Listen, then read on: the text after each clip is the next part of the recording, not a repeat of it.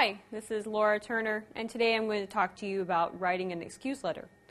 Now, for the purposes of this video, I'm going to assume that this is a real excuse letter by a professional person and not a forced excuse letter from a student. So,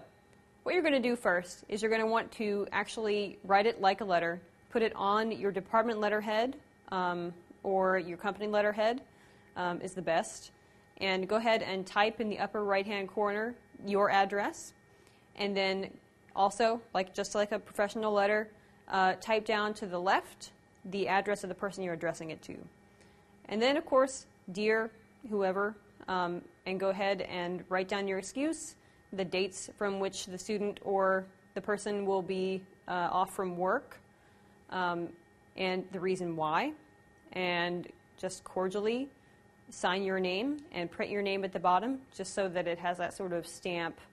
of a living person on it, and I think you'll be good to go.